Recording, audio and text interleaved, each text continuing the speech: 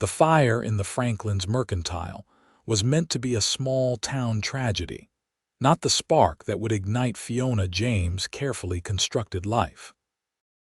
As she watched the flames lick at the night sky from across Elko's dusty Main Street, she didn't notice the tall stranger who'd ridden into town hours earlier, his eyes now fixed not on the catastrophe but on her. Nevada Territory, 1875. Elko had grown from a railroad stop to a proper settlement in less than a decade. The silver mines kept men coming, and the cattle ranches kept them fed. Fiona had arrived 3 years prior, already 32, and determined to make a life for herself away from Boston's suffocating propriety. Everyone accounted for, Sheriff Mills called out as bucket brigades formed. Fiona wrapped her shawl tighter against the early autumn chill. The Franklins were visiting their daughter in Carson City. No one was inside. The stranger approached then, hat in hand. Fiona estimated him to be in his mid-20s, with shoulders broadened by hard work and a face weathered beyond his years. "Name's Cole Whitaker, madam. Just rode in. Anything I can do to help?" His voice carried a slight Texas drawl. "They need men on the bucket line," Fiona replied, noticing the way his blue eyes held hers a moment longer than necessary. Cole nodded, placed his hat back on his head, and joined the men fighting to save adjacent buildings. Fiona watched him work with efficiency born of experience, moving with purpose where others moved with panic. By sunrise, the mercantile was a smoldering ruin, but the rest of the street had been saved. Exhausted townspeople dispersed to their homes and businesses. Fiona returned to the schoolhouse where she taught and lived in the attached quarters. She was surprised to find Cole waiting by her door, his face streaked with soot, eyes bright despite evident fatigue. "Pardon me, madam. I didn't introduce myself properly. Cole Whitaker." He extended a hand, then thought better of it, looking at his blackened palm. "Fiona James," she replied with a small smile. "I'm the school teacher. I was hoping to find work in town for a spell. Would you know who might be hiring?" Fiona noted his straight posture, the calluses on his hands, the well-worn but carefully maintained quality of his clothes. "The Franklins will need to rebuild, and Hank Taylor at the livery stable mentioned needing help." "Much obliged, Miss James." "Mrs." she corrected automatically, though she'd never been married. It was simply easier this way, providing a shield of respectability for a woman alone. "Mrs. James," Cole tipped his hat. "Thank you for your help." Fiona watched him walk away, aware of a strange flutter in her chest she hadn't felt in years. Shaking it off, she entered her quarters and began preparing for the day's lessons. Over the next few weeks, Cole became a familiar presence in Elko.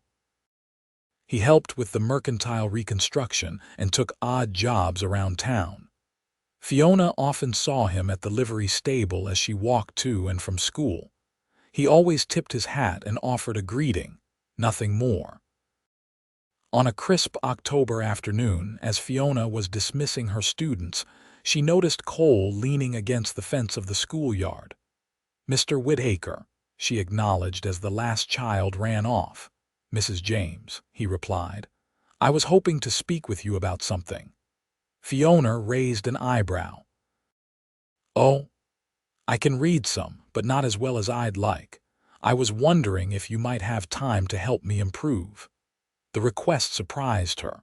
Men in the West weren't typically concerned with such things, especially not young men who clearly knew their way around horses and guns. "I could pay you for your time," he added quickly. "That won't be necessary," Fiona replied. "I could set aside an hour after school 3 days a week." Relief crossed Cole's face. "I'd be much obliged." Their lessons began the following day.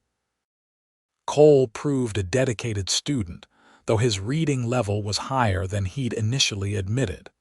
Fiona soon realized he could read quite well but lacked confidence and vocabulary. "You've had schooling before," she observed during their third session. Cole nodded, turning the page in the history book they were working through. "My mother taught me until I was 12. After she passed, there wasn't much time for books. And your father killed at Shiloh. I was 9. Fiona absorbed this information, understanding better the man before her. "You've been on your own since you were 12, more or less. Worked cattle drives, did some scouting for the army, bit of this and that."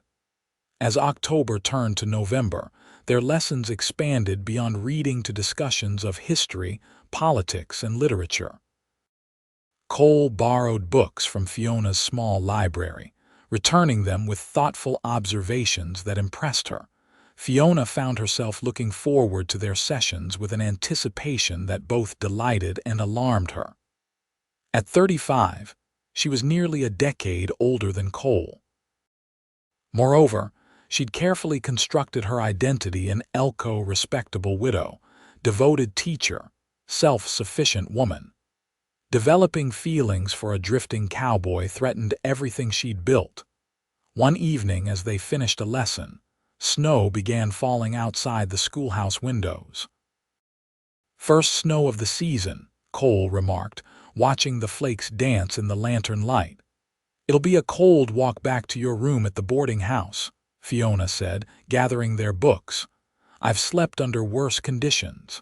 He smiled, helping her stack the readers. Their hands brushed, and Fiona felt heat rise to her cheeks.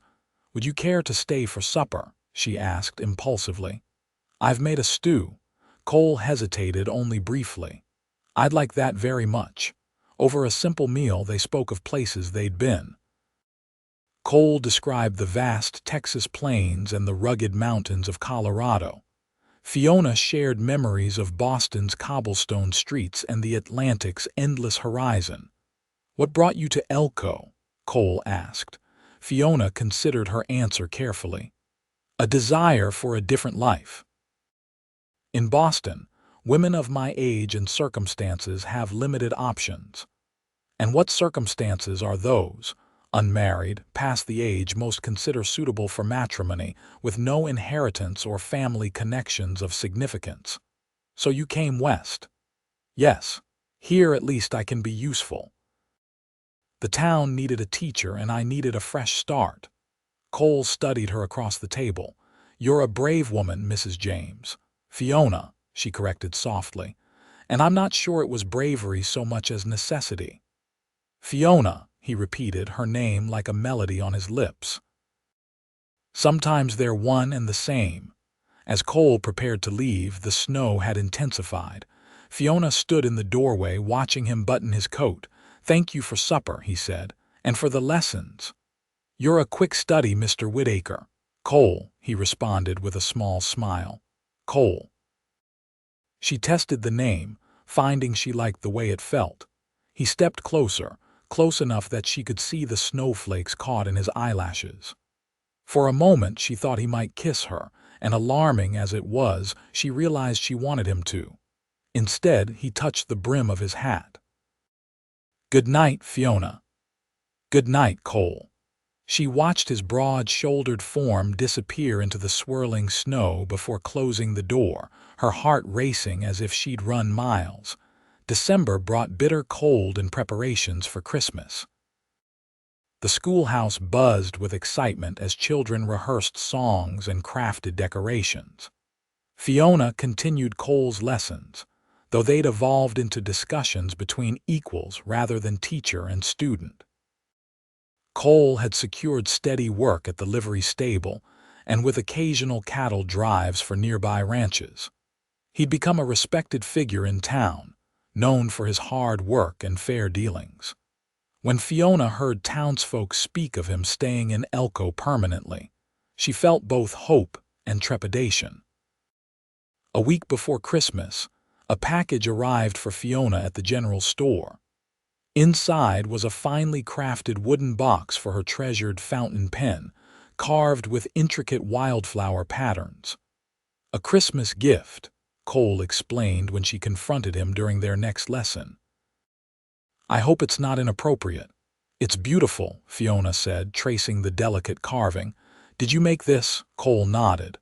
"My grandfather taught me woodworking. It helps pass the time on cold nights." "I don't have anything for you," she admitted. "You've given me plenty," he replied simply. The night of the town's Christmas celebration arrived with clear skies and bitter cold. The community gathered in the church, where children performed songs and recitations.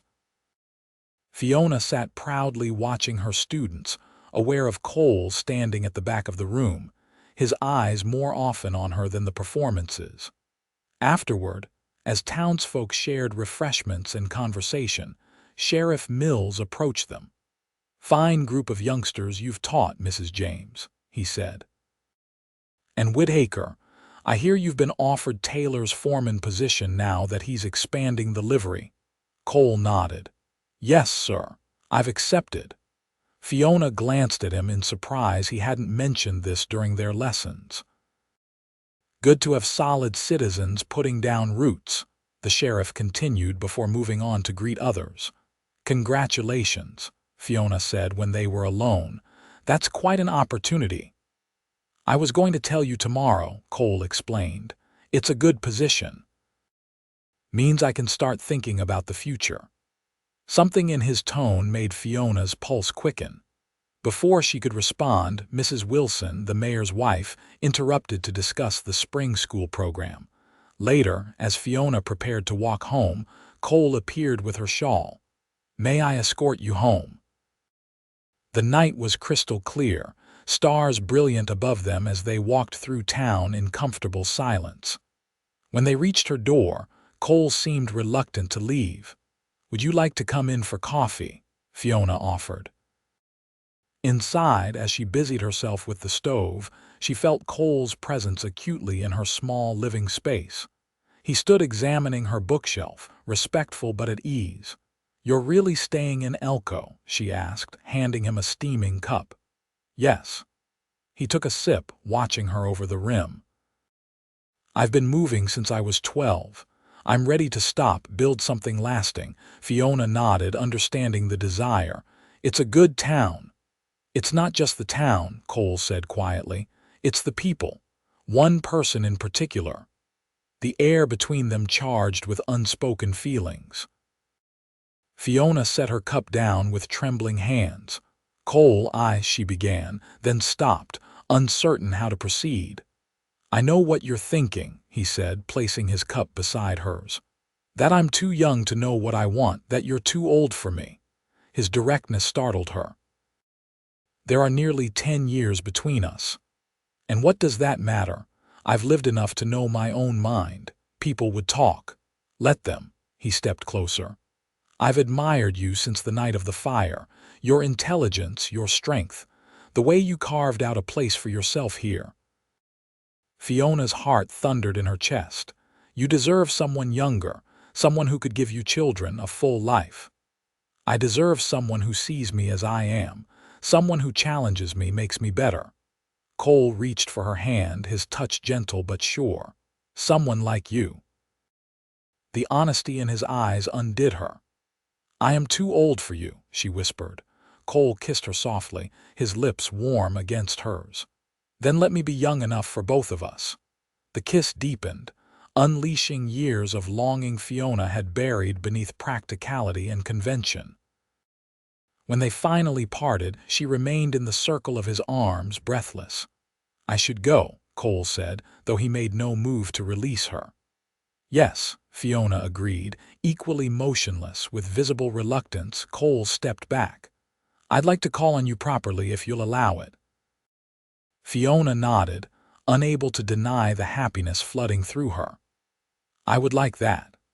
As winter yielded to spring, Cole and Fiona's courtship became the subject of inevitable gossip in Elko. Most were supportive or indifferent, though some disapproved of their age difference. "Does it bother you?" Fiona asked one evening as they walked along the Humboldt River. The air was fragrant with new growth and wildflowers dotted the banks. "What people say?" Cole shook his head. "No, does it bother you?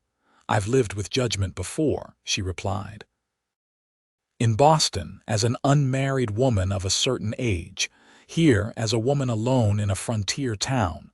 This feels minor by comparison." Cole took her hand, interlacing their fingers. "You're remarkable, you know that, for tolerating gossip, for everything. Your courage, your intelligence. The way you see the world." He stopped walking, turning to face her. "I love you, Fiona James."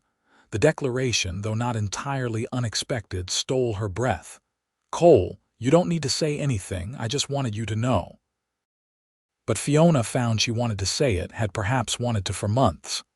"I love you too." The smile that broke across Cole's face was like sunrise. He pulled her close, kissing her with a tenderness that made her knees weak.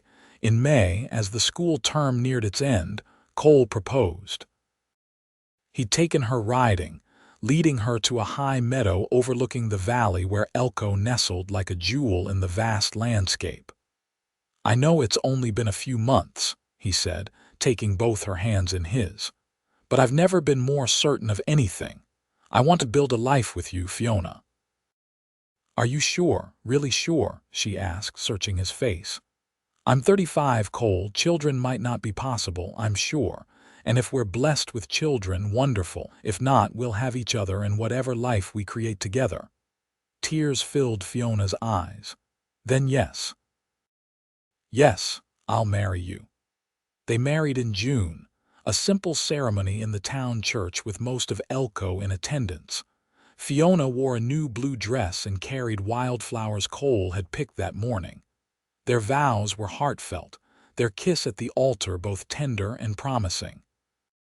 The town hosted their reception at the newly rebuilt mercantile, where tables groaned with food and a local fiddler played dancing tunes.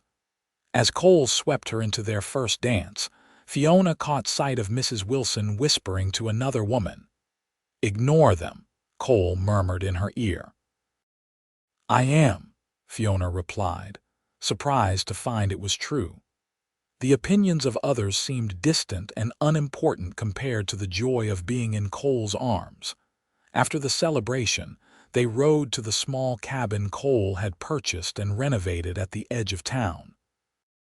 Close enough for Fiona to continue teaching, far enough to offer privacy.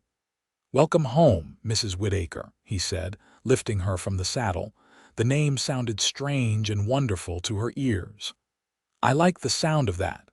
Cole carried her over the threshold, setting her gently on her feet inside. The cabin was modest but comfortable, with new curtains at the windows and a quilt Fiona recognized from Mrs. Taylor's shop spread across the bed. "It's perfect," she whispered, taking in the home they would share. "Not quite." Cole disappeared outside, returning moments later with a small crate. From it, he extracted a puppy, a brown and white bundle of energy that immediately began licking Fiona's hands.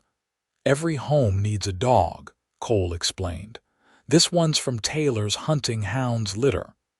Fiona laughed as the puppy attempted to climb her skirts. "Does he have a name?" "I thought we could decide together." They named him Scout, and he became the first addition to their small family. Summer passed in a haze of happiness as they settled into married life. Cole worked as foreman at the livery stable, expanding the business with Taylor's blessing. Fiona continued teaching, returning each day to their cabin where Cole often had supper waiting. In August, Hank Taylor approached Cole with an offer to become his partner in the business. The opportunity required an investment, and they spent several evenings discussing the possibility. "It would mean using most of our savings," Fiona noted, reviewing the figures at their kitchen table. "It's a risk," Cole agreed, "but a calculated one. The town's growing. The livery will grow with it." "Then we should do it," Fiona decided. "I believe in you, Cole, in us." The partnership proved profitable almost immediately. As autumn painted the mountains in gold and crimson, their financial situation solidified. Cole spoke of adding rooms to the cabin, perhaps building a proper ranch house eventually.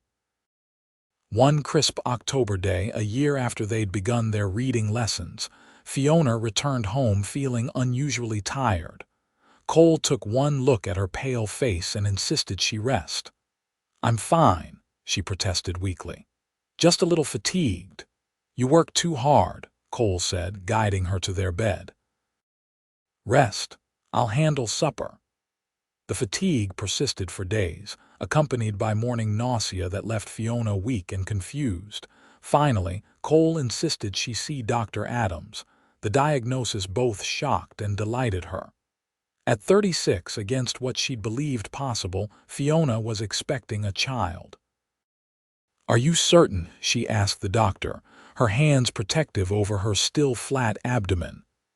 "As certain as medical science allows," Dr. Adams replied with a smile. "I'd estimate you're about 2 months along. The baby should arrive in late spring." Cole was repairing a harness when Fiona returned to the livery. One look at her face told him something significant had happened. "What is it?" he asked, setting aside his work. "Are you ill?" Fiona shook her head, emotion closing her throat momentarily. "I'm going to have a baby, our baby." Cole stared at her for a heartbeat before a smile of pure joy transformed his face. He crossed to her in 2 strides, lifting her gently and spinning her around. "A baby," he repeated, setting her down and cradling her face in his hands. "Our baby. Are you happy?" She asked, though his reaction had made it obvious. Happy doesn't begin to describe it. He kissed her deeply, then dropped to his knees, pressing his lips to her stomach. "Hello in there, little one. Your father can't wait to meet you." The winter of 1876 was harsh, with heavy snows and bitter cold. Cole fretted over Fiona's health, insisting on escorting her to and from the schoolhouse each day. By February, her condition was obvious, her belly a firm curve beneath her dresses. "You should consider taking leave earlier than planned," Cole suggested one evening as they sat before the fire, his hand gentle on her stomach where their child kicked vigorously. "Nonsense," Fiona replied. "Women have worked through pregnancy since the beginning of time. I'm perfectly capable of teaching until the end of the term." Cole knew better than to argue when that tone entered her voice. "At least let me hire someone to help with the heavy work around the cabin." To this, Fiona agreed. Cole arranged for Mrs. Taylor's niece, a capable 15-year-old named Emily, to assist with laundry and cleaning twice weekly. As her due date approached, Fiona reluctantly relinquished her teaching duties to a substitute recommended by the school board. Her former students visited regularly, bringing handmade gifts for the baby and keeping her informed of school happenings. In late May, as wildflowers again carpeted the meadows around Elko, Fiona's labor began. Cole sent Scout with a message tied to his collar to fetch Dr. Adams, then returned to Fiona's side, holding her hand through each contraction. "I'm afraid," she admitted during a moment of respite. "What if something goes wrong?" Cole brushed damp hair from her forehead. "Nothing will go wrong. You're the strongest person I know, Fiona Whitaker." After 18 hours of labor, their son entered the world with a lusty cry. Dr. Adams placed the red-faced, squalling infant on Fiona's chest, where he immediately quieted, blinking up at his mother with unfocused eyes. "He's perfect," Cole whispered, his voice thick with emotion as he counted tiny fingers and toes. "What shall we name him?" Fiona asked, unable to tear her gaze from the miracle they'd created. "What about Thomas, after my father?" "Thomas Whitaker." Fiona tested the name. "I like it." Thomas thrived under his parents' devoted care. By his first birthday, he was taking tentative steps, chasing after Scout with delighted squeals. Cole expanded the cabin as planned, adding 2 rooms to accommodate their growing family.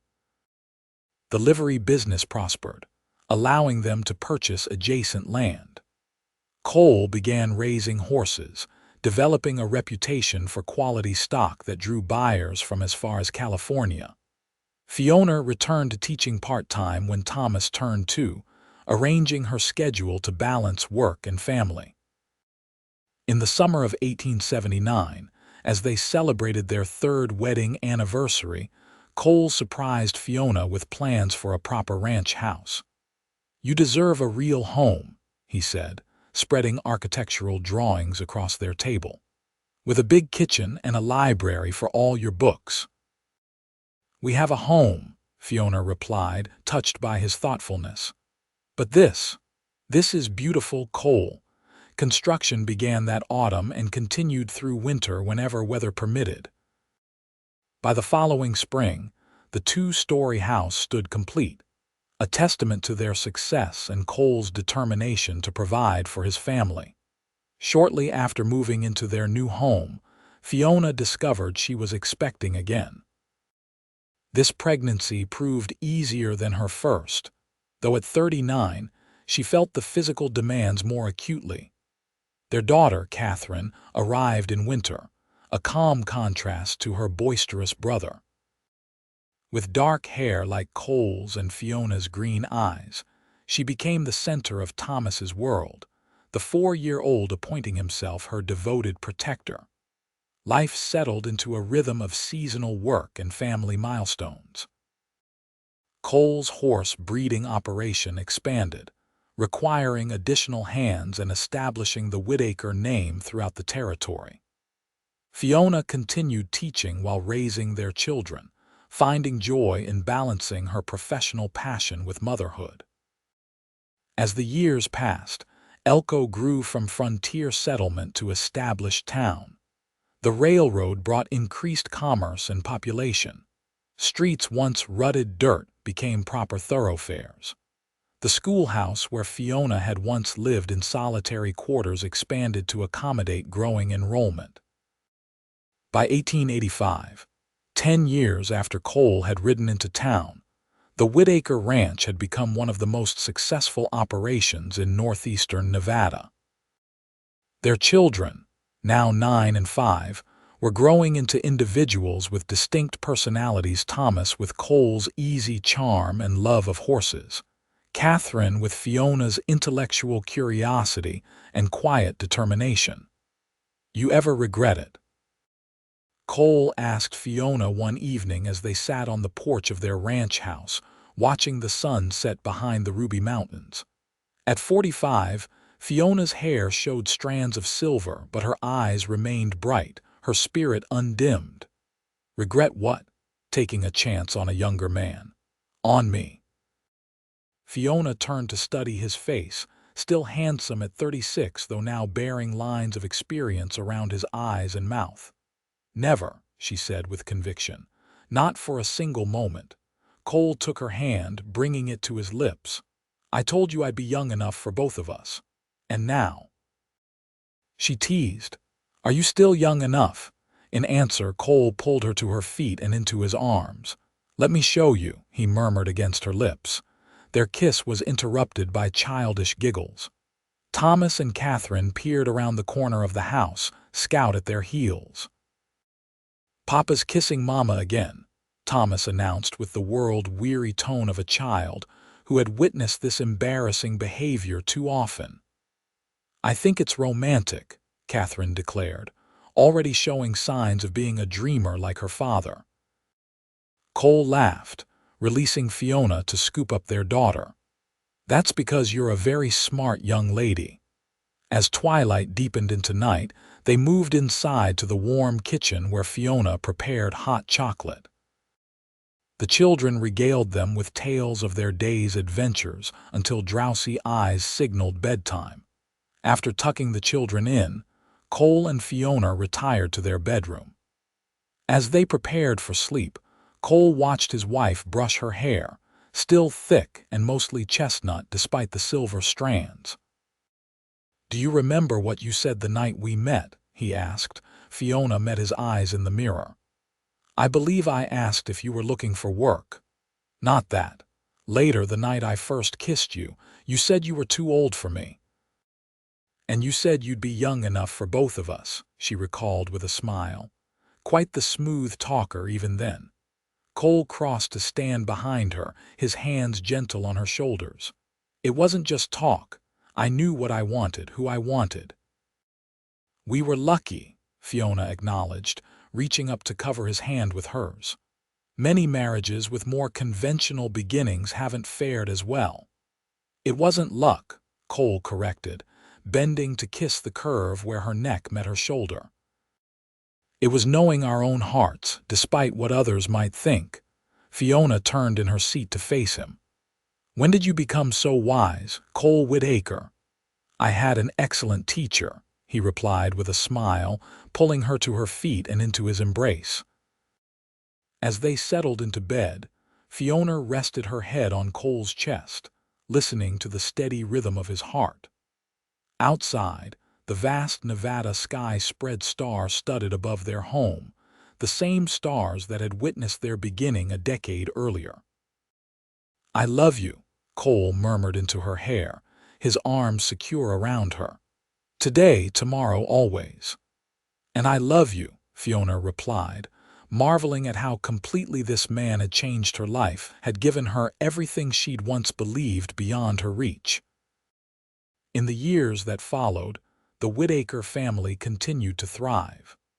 Thomas, following in his father's footsteps, developed a natural talent for horse breeding and ranch management. Catherine, combining her mother's love of education with her own artistic gifts, eventually became an illustrator for children's books, her work published as far away as New York. Cole and Fiona weathered the inevitable challenges of life drought years that threatened the ranch, an economic downturn that affected the entire region, illnesses that reminded them of mortality's constant shadow. Through it all, their partnership remained unshakable, their love deepening with shared experience. By the turn of the century, Elko had transformed into a modern town with electric lights and telephone lines. The Whitaker Ranch, now managed primarily by Thomas, while Cole took a less active role, had expanded to include considerable acreage and a reputation that extended throughout the West. In 1905, 30 years after their first meeting, Cole and Fiona celebrated their anniversary with a gathering that brought family and friends from near and far. Thomas, now married with 3 children of his own, had built a house on the ranch property. Catherine, recently engaged to a professor she'd met while studying art in San Francisco, had returned for the occasion. As twilight fell, guests departed, leaving the immediate family on the expansive porch of the ranch house. Cole, silver now prominent in his dark hair but still straight-backed and strong at 56, raised a glass. To the woman who changed my life, he said, his eyes finding Fiona's across the gathering. At 65, her face bore the lines of a life fully lived, her green eyes still bright with intelligence and warmth. Who took a chance on a young cowboy and made him the happiest man in Nevada territory? To Mother, Thomas and Catherine echoed, raising their glasses. Later, as they prepared for bed in the same room where they'd spent so many nights, Cole watched Fiona with the same admiration that had characterized their 3 decades together. "What are you thinking?" she asked, catching his reflection in the mirror. "That I'm the luckiest man alive," he replied simply. "That every day with you has been a gift." Fiona crossed to him, taking his weathered hands in hers. "Even when I was being stubborn, especially then," Cole chuckled. "Your spirit was the first thing I loved about you, that and your kindness." "We've had a good life, haven't we?" she said, a statement rather than a question. "The best," Cole agreed. "And it's not over yet, not by a long shot." He was right. Though age gradually slowed their steps, their hearts remained young in ways that mattered most. They welcomed grandchildren, celebrated milestones, mourned losses, and continued building the legacy they'd begun that snowy night when a young cowboy had kissed a schoolteacher and promised to be young enough for both of them. When Fiona passed peacefully in her sleep at 82, Cole was beside her, his hand holding hers as it had through nearly 5 decades of marriage. He followed her 6 months later, their children finding comfort in knowing their parents' extraordinary love story had continued to its natural conclusion. In Elko's cemetery, their headstones stand side by side, simple markers for lives richly lived. Beneath their names and dates, a single line of text tells the essence of their story. Love knows no age, only the heart's true measure. Visitors to the town occasionally hear their tale of the schoolteacher past her prime who found unexpected love with a young cowboy determined to prove age was merely a number. Of the family and legacy they built together. Of the love that defied convention and flourished across decades. In Elko, Nevada, now a modern city far removed from its frontier beginnings, the Whitaker name lives on through descendants and the historic ranch that still operates on the outskirts of town. But for those who know the story, their greatest legacy remains the example they set of courage to follow one's heart despite society's expectations, of the power of love to transform lives, and of the simple truth Cole Whitaker recognized that winter night in 1875. That in matters of the heart, it's not years that determine compatibility, but the capacity for devotion, respect, and unwavering commitment. In the old Whitaker family Bible, passed down through generations, a faded photograph shows them in middle-aged Cole standing tall and confident, Fiona seated before him, his hands resting protectively on her shoulders, both wearing expressions of quiet contentment. On the back, in Fiona's elegant handwriting, are words that encapsulate their journey. I once feared I was too old for love. He taught me that the heart remains forever young when it finds its true home. And so their story endures, a testament to love's ability to transcend conventional boundaries and flourish where genuine affection takes root in the unexpected connection between a schoolteacher and a cowboy who recognized in each other the perfect complement to their own souls, creating together a life neither could have imagined alone.